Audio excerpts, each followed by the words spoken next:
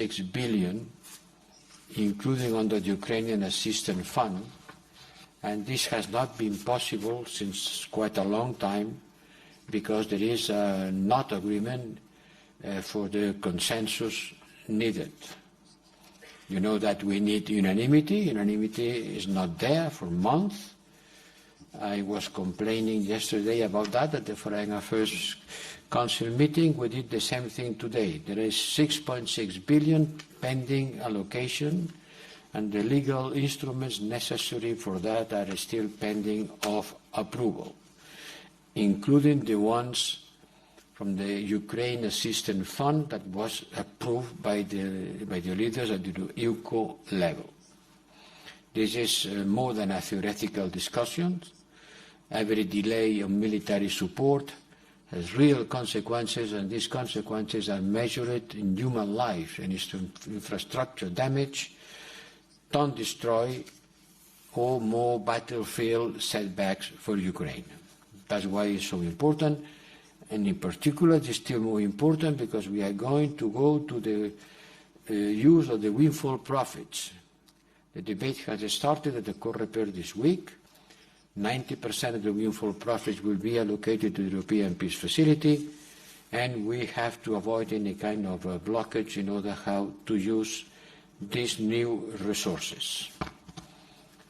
We discussed also about something which has been high in the media, and the Secretary General of NATO referring to it. It is the possibility of lifting restrictions on Western weapons used by Ukrainian forces to target military objectives in Russian territory, in self-defense, but in Russian territory. It's clear that this is a legitimate action under international law when it is being used in a proportionate manner. But it's also clear that it is a decision for each individual member states to take, and to take their responsibility on doing that or not. Some member states were against it, and they have a change in their mind, and today they are accepting to lift this limitation on the arms that they supply to Ukraine. But it is a member state capacity. No one can force a member state to lift this limitation on the arms they are supplying to Ukraine. Some member states, I said some weeks ago, they consider that not appropriated, and now they have decided to do it. Maybe others continue having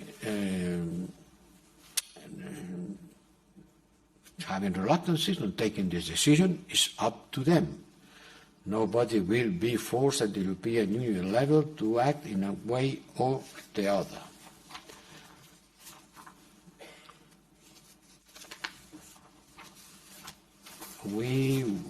Windfall profits, I already explained you that 90% will be used to increase military support. We are talking about 3 billion euros per year. Ukraine needs more training. They're going to mobilize more soldiers, so they need more training. Our training mission has been very successful. It has trained over 50,000 soldiers, and we hope they will be training 60,000 by the end of the summer. We have to adapt our training capacities and offers to the Ukrainian needs, and we will soon to define new targets. There is a growing consensus on increase the level of ambition on our training capacity, but I don't want to advance any other figure before being sure that we can get it. About doing part of the training in Ukraine, has been a debate, but there is not a clear common European position on that. The second item on the agenda was how to enhance the European Union defence readiness. Defence readiness is two words that are going to be used more and more on the political vocabulary of the Union. It's clear that, once again, 2.5 years ago, nobody was talking about it, defense readiness, we should be ready. Now it's clear why we should be ready, and there is a lot of attention to defense readiness. Readiness is not growing in the trees. Readiness has to be built. Has to be built, engaging resources, mobilizing resources through a strong political will, because it requires changes, it requires efforts, it requires funding. But it's clear that we have to spend better, we have to spend together, as much cooperative as we can, and we have to spend more European, not only European, but certainly more European. Since the beginning of the war, 2/3 of the military acquisitions done by the European armies has been done out of the European Union. We have been looking for suppliers out of the European Union. It's a very high proportion. It shows that we are too much dependent. We rely too much on suppliers which are not our suppliers. So we need to increase that. We need to spend better, to spend together, to spend more European. And these three things interact among them. In order to spend better, we have to spend more together. And in order to spend more together, we should spend more Europeans. This is a triangle, more in the center, but in the vertex, better, together, and European. The best way of doing more is combining these three approaches. We discussed about the European defense industrial strategy. We took stock of the result of the last EU-Ukraine Defense in Industries Forum with more than 400 participants. It's clear that we need to anchor the Ukrainian defense industry in our ecosystem, in industrial ecosystem. We could perfectly finance directly the Ukrainian defense in order the products of Ukrainian defense to go directly to the Ukrainian needs. We don't need to produce, to buy, and to send. It will be much easier. We should avoid transportation costs, and we will develop the Ukrainian autonomy if we develop the Ukrainian industry. Next European Union Council will discuss about the proposal on how to finance the big effort on security and defense. And I want to remark that in order to decide how I have to finance something, first I should know how much I have to finance, which is the level of needs. It's not the same thing. We are talking about 10 billions or to 100 billions.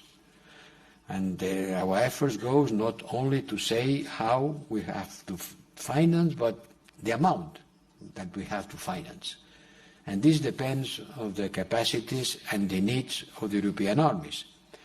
European Defence Agency has been working a lot on that, without not a lot of people paying enough attention to their work, but they have been producing every year the CART analysis, comprehensive or coordinated annual review in defense, what the European armies need, and which are the plans of each European army to develop their military capacity.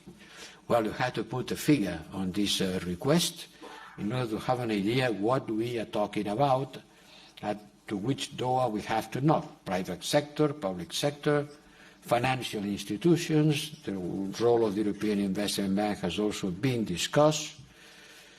And all in all, everything was in the strategic compass. Allow me to be a little bit self-assertive, because everything we are discussing was in the strategic compass. Only at that moment nobody was paying attention. Now everybody is looking, and some willing to invent the wheel. The wheel was already invented. It's in the strategic compass pages. There is everything that we have to do. And one thing that we have to do is to reach out more to our partners. And that's why this afternoon, this evening, in this marathonian week, we will inaugurate the second edition of the Human Forum, where ministers of defense from all over the world will attend our invitation. More than 60 countries will be presented here, plus regional and international organizations to discuss about the current challenges we are facing. This will be a unique opportunity to discuss with our partners from Indo-Pacific to Africa to Latin America in order to listen and discuss with them how we can forge the partnerships that could allow us to address better the challenges and threats, the common challenges and threats that we are facing from the Black Sea to the Red Sea to the Yellow Sea, the three colors of the seas in which the challenges are accumulating, the Dardanelles, the Bosphorus Strait, the Oman Bab el-Mandeb Strait, and the Taiwan Strait. In one case is food, in another case is oil, in another case is chips. Technology, energy, and food, the three critical variables that has always been the drivers of the conflicts and the peaceful coexistence of the nations. Thank you very much. So I remain at your disposal, but we don't have a lot of time. No, we don't. So we will take a few questions, a couple of questions. I will start with Andrew.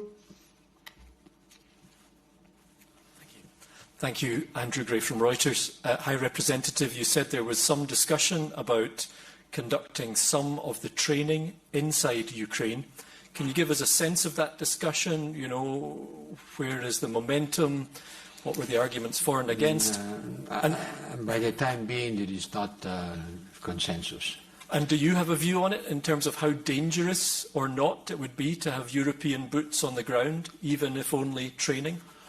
Well, some member states believe that the advantage of training people on the scenario of the war, avoiding people going back and forth, has advantages. Certainly the ecosystem will be better adapted to the real circumstances of the war. Others believe that at the end is sending trainers, and the trainers are military, and one way or another it would be to send not fighting troops, but then military agents in the Ukrainian territory with the risk that certainly implies. You know, at 27 there are different views. I cannot say that it was a consensus to do that tomorrow.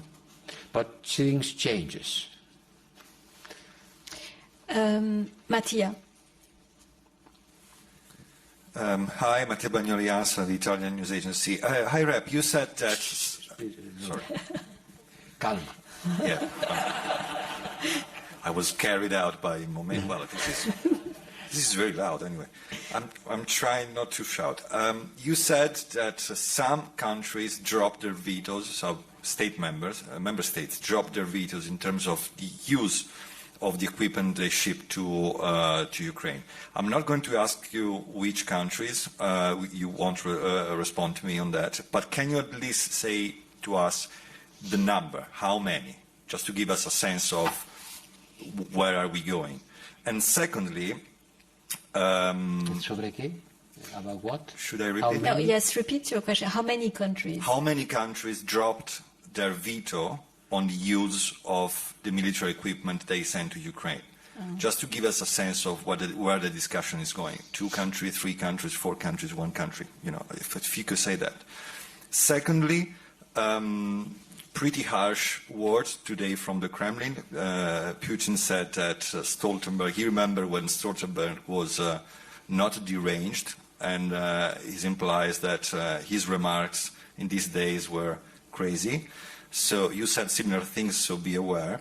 But what I'm going to ask to you is, do you think that this is hitting the spot? Russia is afraid that these weapons could be used against their military positions, and this is a real threat for them. Do you think that this is the reason why they are getting worried?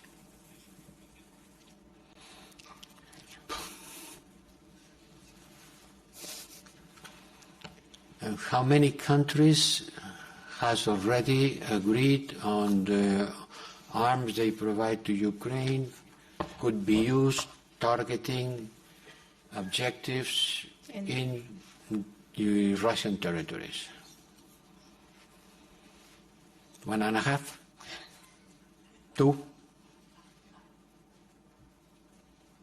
To tell the truth, I couldn't say that. I couldn't say the number. Some explicitly said, I am going to lift this limitation.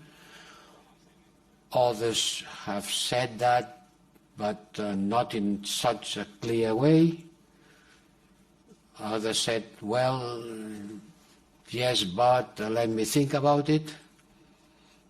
So I cannot say this is the number that they agree or not. In any case, the number will change. Look, 1 week ago or 1 month ago, people didn't want to call for the association council with Israel. And yesterday they agreed. So events changes and people changes.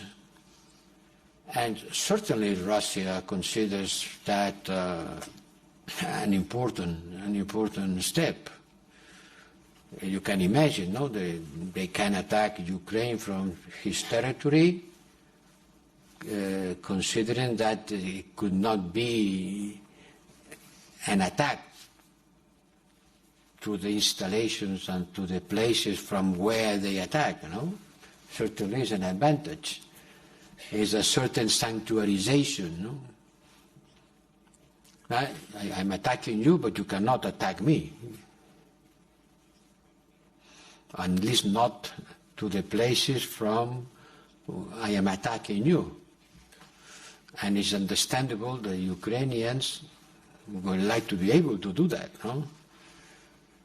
It's quite logical. And then it comes all considerations about escalation, the possibility that this could, all thinking that you read every day in the newspapers, and you read and you write in the newspapers, and I understand these concerns. But in life, you have to choose. If you want to provide Ukraine with a stronger capacity, you have to provide them with an arm that could be used in order to protect themselves from the attacks they are suffering. If you consider that the risk of escalation is greater than the advantages for the war, you will take another position. And member states have different approaches. I know that there are some who are strongly opposed to it, and others who are definitely in favor. I cannot tell you which is going to be the majority, but in any case, it's not the European Union. Nobody can prevent a member state to provide arms to Ukraine and letting the Ukrainians to use these arms to target military objectives inside the Russian territory. We cannot prevent them from doing, on the same way that we cannot oblige them to do it. So no country has to be afraid that they will be obliged to do something that they don't want to do. Maria. And then last question will go to Philip. Thank you, Nabila. Alexandra Voudouri from Greek Daily Καθημερινή. High Representative Borrell, I would like to ask you whether the joint Greek-Polish proposal for a European defence shield was raised today by the ministers of the relevant countries, that is Greece and Poland. What is your general assessment of this proposal and the observations and reservations, if any, of the member states? Wait, European space. I don't know. It makes sense. Absolutely logical, no? You cannot divide the airspace yes, you can divide the airspace. Certainly, in fact, it's divided. This is my airspace, it is your airspace. But at the speed of a rocket, speed of an air attack, you go quickly from an airspace to another. So it would make a lot of sense to have a common defense system to protect altogether all the airspaces. No? We have an internal market for trading. Why not to have a common airspace in order to defend the whole airspace with a common capacity? Yes, certainly makes sense. But this is to the ministers of defense to decide about it. It's not a matter of funding. It has a certain level of technical complexities. And the devil is in the details, no? How it's going to work, who will be in command, who will command this common defense system, where the batteries of this common defense system will be located, who's going to work, who's going to take decisions. In this case, the financial issue is maybe the less important one. That's why this is not an issue to be dealt from the European Union budget. First, because the European Union budget cannot fund arms. And in second place, because it is the typical system that has to be conceived, decided, and managed by the military, who they know how to work. I mean, how does it work? I don't see the civil servants of the Commission deciding how to build an air defense system. Philippe, you have the last question. Oui, merci. Thank you. Vous soulignez que pendant les deux réunions d'aujourd'hui et d'hier, vous avez fait part de votre frustration devant le blocage persistant depuis des semaines des décisions à prendre pour soutenir financièrement l'aide militaire à l'Ukraine par la Hongrie. Est-ce que vous avez des raisons de croire qu'au cours de ces 2 jours de pression par vous et d'autres ministres, les choses peuvent changer, du moins avant les élections, voire est-ce qu'au contraire vous pensez que cette saga va se prolonger une fois de plus jusqu'au sommet européen de la fin juin. Et puis une question beaucoup plus concrète, ça fait aussi des semaines, si pas des mois, que les autorités ukrainiennes disent qu'il leur faudrait au moins 7 systèmes de défense antiaérienne du style Patriot ou d'autres. On sait qu'il y a donc plusieurs initiatives qui sont en cours, notamment celle de l'Allemagne, qui cherche également à assembler des parties de ce système en prenant cela à gauche et à droite dans différents États membres. Est-ce qu'aujourd'hui, en fonction de toutes ces discussions, vous pouvez dire si, au-delà du système Patriot que l'Allemagne a déjà promis, est-ce qu'on est passé à un chiffre au-delà de ce 1 pour se diriger vers celui de 7? Beyond this figure, just one of these units up towards the 7 requested? Esto corresponde decirlo a los Estados miembros. That's something you need to really ask member states, because I can't speak on behalf of them. Puedo hablar en su nombre si puedo hablar colectivamente. I mean, if we could speak collectively on behalf of them, I could do so. But if I were to speak for each of them or any of them individually, I think they're in a better position to speak for themselves. If there has been any initiative by any particular country which has suggested that it has the capacity, say, to provide more anti-aircraft capability of the Patriot type, using the procedure we talked about by getting various components here and there. Patriot system is quite complex. It requires launchers, radar systems, and interceptors, and so on. It's not a